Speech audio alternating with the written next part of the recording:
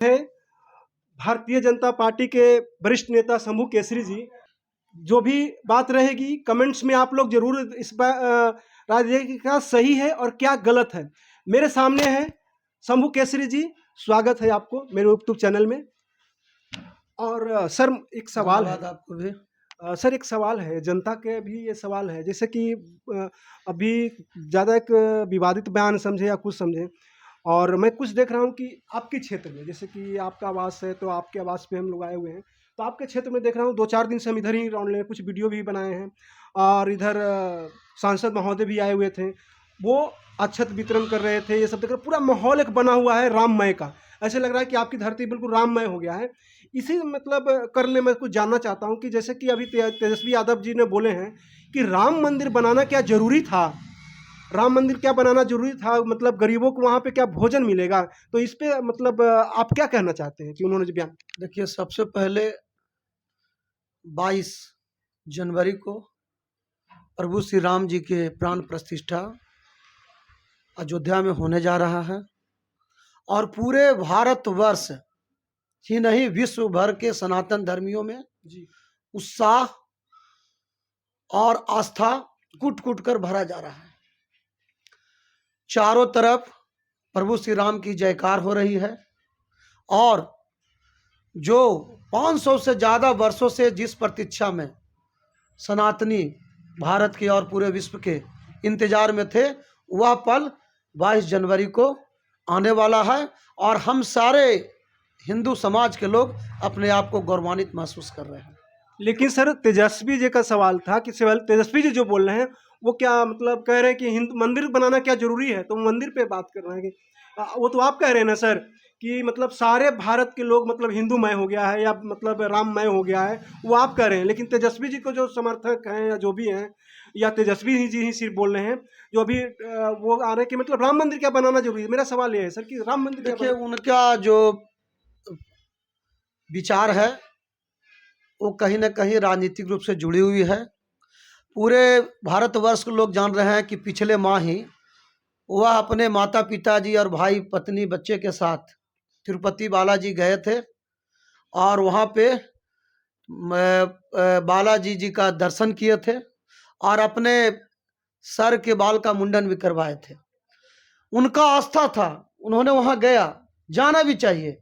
लेकिन अगर सनातनी धर्म के लोगों को अगर मंदिर में जाने के लिए वो रोकने का प्रयास करते हैं तो निश्चित रूप से सनातनी धर्म के लोग, हिंदू समाज के लोग, उनकी कथनी और करनी में क्या अंतर है वो सब लोग देख रहा है।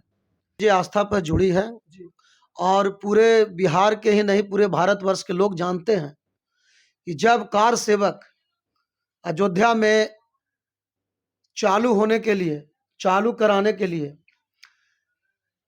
उस समय के भारतीय जनता पार्टी के वरिष्ठ नेता लाल कृष्ण आडवाणी जी के नेतृत्व में रथ यात्रा निकला था, तो इन्हीं के पिताजी ने समस्तीपुर में सुबह 5 बजे उनको हिरासत में ले लिया था और जब हिरासत में लिया था तो उसका परिणाम उन्होंने देखा कि क्या हुआ है। इसलिए आस्था के साथ ये राजद वाले लोग, INDI गठबंधन वाले लोग आस्था के साथ खिलवाड़ करने का काम नहीं करे, नहीं तो आने वाले समय में सनातनी और हिंदू धर्म के लोग इनको निश्चित रूप से सबक सिखाएंगे। तो क्या मतलब 2025 में जो भी चुनाव होना है और 2024 में मतलब लोकसभा का चुनाव होना है, तो देखिए, ये प्राण प्रतिष्ठा का जो कार्यक्रम है 22 तारीख का, वो कोई राजनीतिक कार्यक्रम नहीं है। ये कार्यक्रम धार्मिक कार्यक्रम है, ये आस्था से जुड़े हुए व्यक्ति के लोगों का कार्यक्रम है और हमें लगता है कि अगर तेजस्वी जी हिंदू धर्म और सनातनी धर्म में जन्म लिए हैं तो उनको कहीं ना कहीं आस्था के साथ खिलवाड़ नहीं करना चाहिए। और रह गई बात, तो ये भारतीय जनता पार्टी का ये संकल्प था, ये कोई राजनीतिक एजेंडा नहीं था। भारतीय जनता पार्टी का संकल्प था कि अगर भारतवर्ष में भारतीय जनता पार्टी केंद्र में सरकार बनाती है तो निश्चित रूप से न्यायालय के रास्ता से हम अयोध्या में राम मंदिर का निर्माण कराएंगे। और आपने देखा होगा कि जब जिस समय न्यायालय ने घोषणा किया, आदेश दिया, उस समय एक भी पत्थर, एक भी झगड़ा, एक भी प्रदर्शन आंदोलन पूरे भारतवर्ष में कहीं नहीं हुआ। और सिर्फ हिंदू धर्म के नहीं, हिंदू, मुस्लिम, सिख, ईसाई सभी लोगों ने कोर्ट के न्यायालय के आदेश को स्वीकार किया। और आज भी आप देख रहे होंगे, जब मोदी जी गए थे वहाँ अयोध्या में, तो वहाँ के जो पक्षधार थे उन्होंने फूल से उनका स्वागत किया। और अब कितने लोग हैं उस कार्यक्रम में जाएंगे, जा रहे हैं लोग, हर जगह स्वागत हो रहा है। इसलिए ये कोई हिंदू मुस्लिम का कोई बात नहीं है। ये अपनी राजनीतिक गोटी सेकने के लिए तेजस्वी जी हो या इनके ठग गठबंधन के लोग हो, ये सारी व्यवस्था बना रही है। पूर्ण बहुमत से, जैसे फुल बहुमत से आती है, जैसे 400 प्लस सीटें की वादा कर रही है, तो क्या 400 प्लस अगर आती है तो हिंदू राष्ट्र घोषित हो जाएगा? सर, जनता पार्टी ने नहीं कहा है कि 400 प्लस सीट आएगा। हम लोग पिछले बार से ज़्यादा सीट हम लोग जीतेंगे। और जहाँ तक पूरे, और भारतीय जनता पार्टी का संकल्प है, राम मंदिर है, धारा 370 मेरा संकल्प था, हम लोग सीए हम लोग का संकल्प था, और हम लोग कल्याण योजना, जो जब कोरोना आया था इस देश में, तो भाई जो कमजोर लोग, जो पिछड़े लोग थे, 80 करोड़ लोगों को हम लोग अनाज देने का काम किए। हमारी घर की माताएं बहनें जो बाहर में शौच के लिए जाते थे, उनका इज्जत घर का निर्माण करवा हुआ।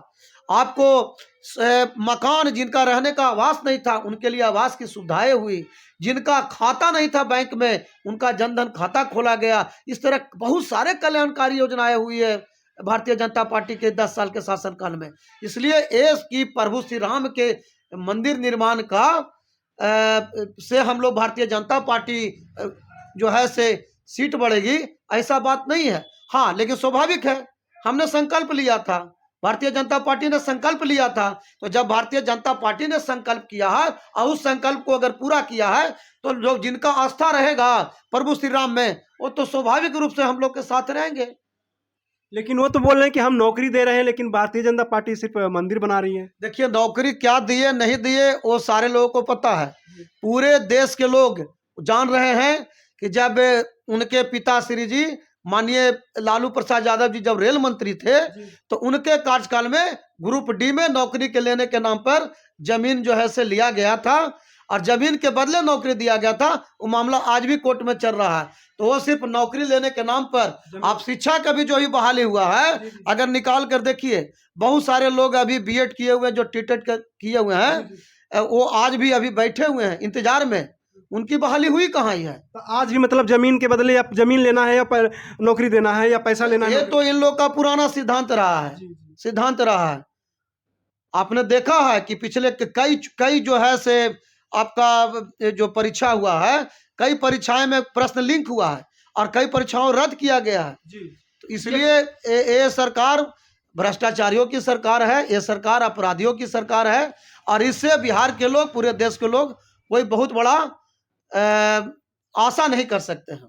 सर, क्या है, इन्होंने बहुत बढ़िया विचार रखे अपना, मतलब राम भक्तों के लिए, और राम के बारे में बताएं, और तेजस्वी जी ने क्या बोले उनके बारे में बताएं।